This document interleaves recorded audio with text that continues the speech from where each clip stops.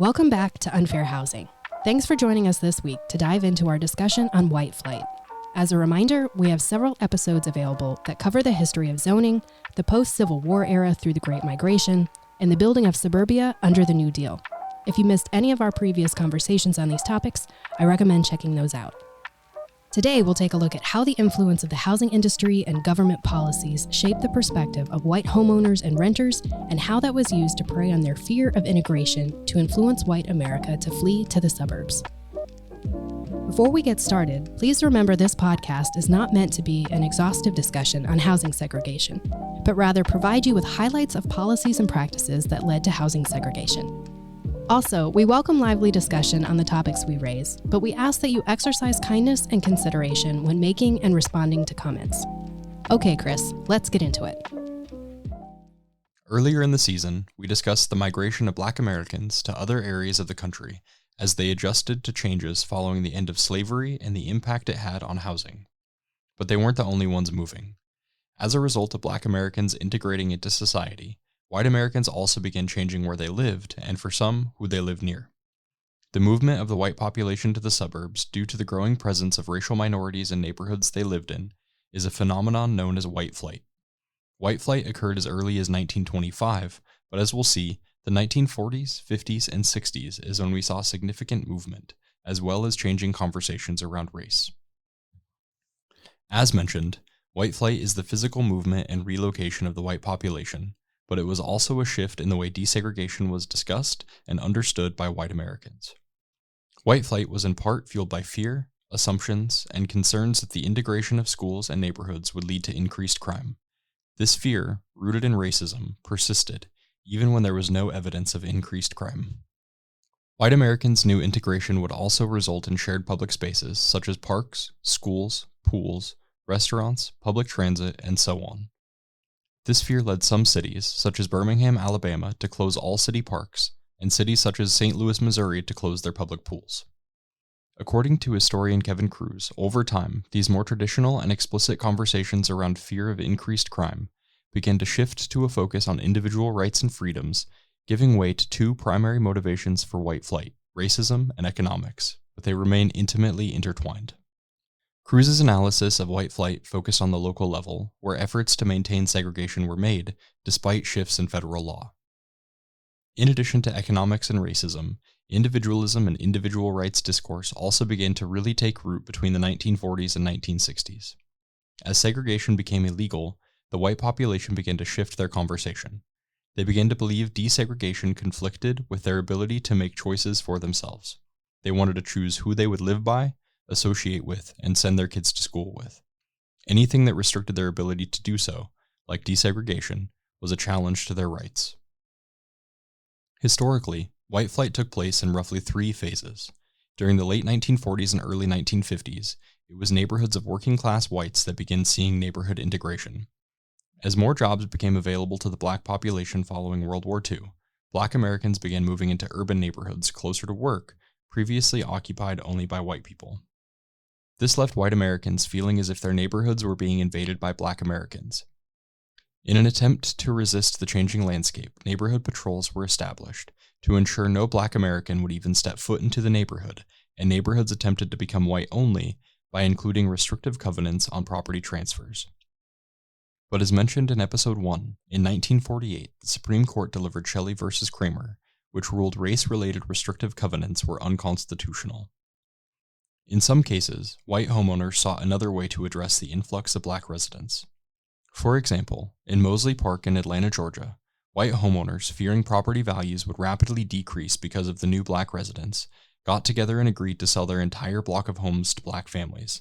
They did this to avoid living next door to the perceived invaders, while also making top dollar on the sale of their homes. This tactic, used to address the perceived influx of Black residents, was in addition to the discriminatory practices engaged in by real estate agents who took advantage of those fears by white homeowners, which we'll discuss in more detail shortly. Additionally, as we learned in the previous episode, white neighbors reacted violently by threatening Black families who attempted to move in, or by bombing or burning their homes once the Black families had moved in. In the 1950s, residential desegregation continued to occur despite white backlash.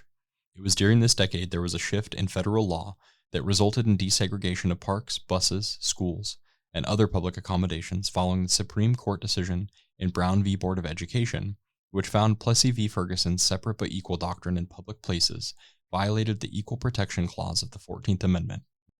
Also during the 1950s, the focus of the white population on individuality rose, as they believed it was their right and freedom to associate with who they wanted and where they wanted.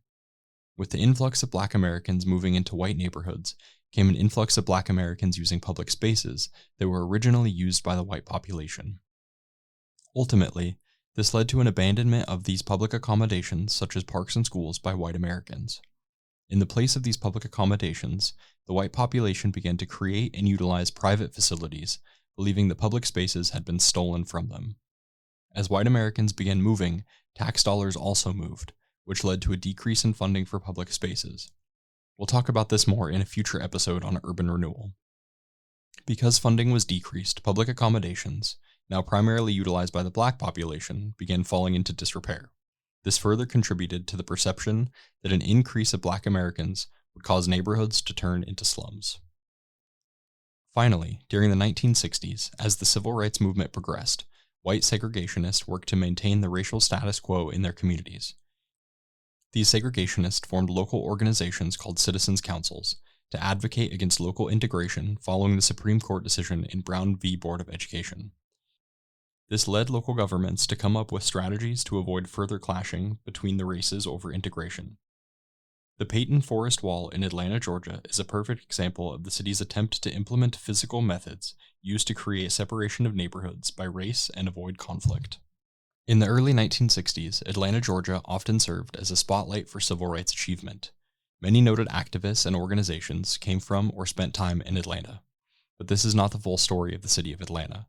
While Atlanta championed its civil rights successes, such as the development of Techwood homes we discussed in episode 3, a local subdivision called Peyton Forest was waging a war between the races by erecting what would be dubbed the Atlanta-Berlin Wall between Peyton and Harlan roads. The Atlanta-Berlin Wall served as a physical separation between what were known as the white and black sections of the city. The wall would gain international attention as Black activists tried to take it down and white segregationists engaged security, often KKK members, to ensure it remained in place. The protests on either side were often destructive, until local courts ultimately ruled the wall must be taken down in 1963. What would remain, however, was the white resistance to integration and further white flight. Atlanta would become a predominantly Black city by the 1970s. White-owned businesses were also at the center of politicizing desegregation efforts.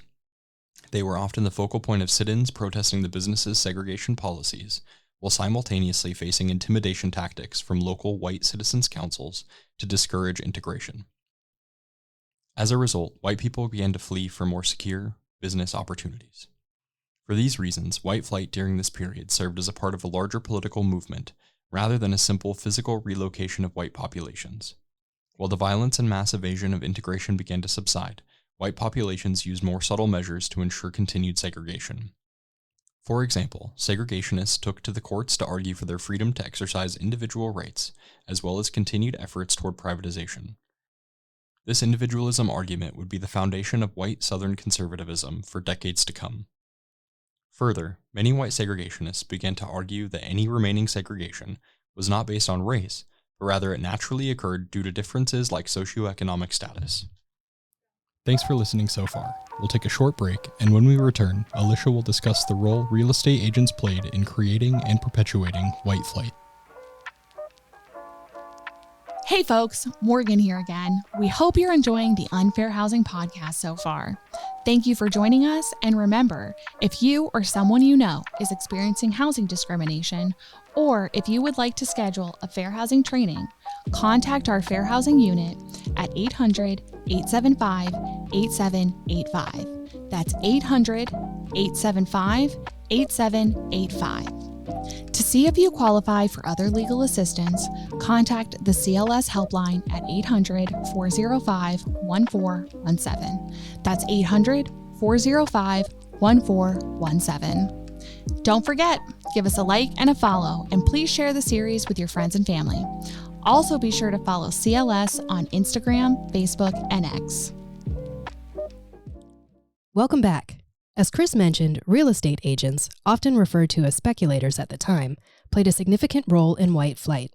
Speculators understood the housing policies in place that created segregated housing, such as the policies implemented by the FHA, VA, and the private lending market.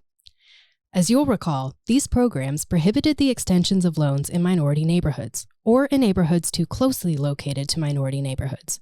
They made home buying for Black Americans very difficult, but it also meant Black homebuyers could be forced to pay more for housing than white homebuyers because their options were fewer. Speculators seized on the situation by engaging in blockbusting practices. So, what is blockbusting and what did it look like in practice? The initial targets for speculators were neighborhoods currently consisting of majority white homeowners that bordered Black or integrated neighborhoods. Speculators would purchase homes in these so-called border areas and either sell them to Black homebuyers or rent the home to a Black tenant, which increased the number of minorities in the neighborhood. Blockbusting also often included scaring white homeowners into believing minorities were moving into the neighborhood, which would then, as the speculators pitched it, reduce the value of their home. Fearful of losing the equity built in their home, white homeowners were quick to sell and typically for less than what the property was worth. The real draw to this scheme for speculators was to then sell the home at an inflated price to a Black buyer, who would generally have no other choice since there were so few other options available to them. As mentioned in previous episodes, Black homebuyers did not have access to the same type of loan products white buyers did, so the opportunity to take advantage of their situation was abundant for speculators. Rather than purchase a home with a down payment and a standard mortgage, Black homebuyers often purchased homes through predatory loans or sometimes contract sales. Contract sales, as Morgan mentioned in episode 4, did not provide the option for building equity and often came with a higher price tag. This type of home purchase required a large down payment followed by monthly payments, and no property transfer occurred until the final payment was made and the seller turned over the title of the property to the buyer. We'll talk about contract sales more in a future episode, but for now, keep in mind the average Black homebuyer was already completely disadvantaged and vulnerable to the speculator deceptions. As disturbing as the concept of blockbusting was, creating a fear, preying on that fear, then financially benefiting from both, the tactics used by speculators to perpetuate the scheme were equally as disturbing. To really sell the story of Black homebuyers coming into the neighborhood, speculators hired Black people to essentially hang out in white neighborhoods to do things like take their baby for a walk or drive around in their car playing music. Some even went so far as to set up burglaries in white neighborhoods to support the notion the neighborhood was becoming unsafe and property values would soon be on the decline. In the view of Richard Rothstein, author of The Color of Law, blockbusting was made possible by the government's actions. The policies created and adhered to by the FHA and VA meant certain hopeful Black homebuyers and tenants had few alternative neighborhoods where they could purchase homes at fair market values. For example, in 1959, a developer wanted to build 51 homes in the village of Deerfield, Illinois. He chose an area far from other minority neighborhoods, hoping the distance would deter speculators from engaging in blockbusting tactics, because he planned to sell 10 of the homes to Black families. Only 2 of the homes were ever built. Once the village officials got wind of the developer's plans, everything fell apart. Despite the developer's hopes, speculators immediately jumped on the opportunity to scare nearby homeowners into selling their homes, sometimes offering less than half of the true market value. The 2 homes that had been built in the development were vandalized, and neighbors showed up in the hundreds to protest the development. Close to 85% of the residents opposed integration, which was determined by a poll that was conducted by the village to gauge public opinion. With this information in hand, village officials condemned the land and took the properties for park purposes, with the support of locals who voted in favor of a bond to do just that. The matter ended up in court, which did not reverse the taking by the village.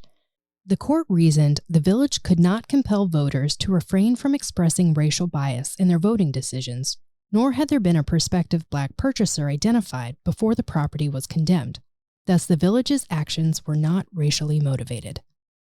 In addition to creating blockbusting and using that practice to prevent integration and make a lot of money, real estate agents were also largely responsible for creating the idea of individualism and personal freedom, using housing integration as the foundation to that way of thinking. I'll just mention this for now, as we'll delve into real estate agents and the numerous roles they played in perpetuating housing segregation in a future episode. Thank you for joining us this week to discuss white flight. There's much to be said on the topic, and we barely scratched the surface of the complexities of white America's perspective on integrating with minorities and the idea that living in a mixed-race society was perceived as a loss of freedom to live among only one's own kind, even if that meant infringing on the freedoms of someone else. We hope you enjoyed today's episode. If so, give us a like, and don't forget to follow us on Facebook, Instagram, and X. Please also subscribe to the podcast so you always know when new episodes are released. And leave us a comment and share our information with your friends and family. We look forward to having you back next week. We'll see you then.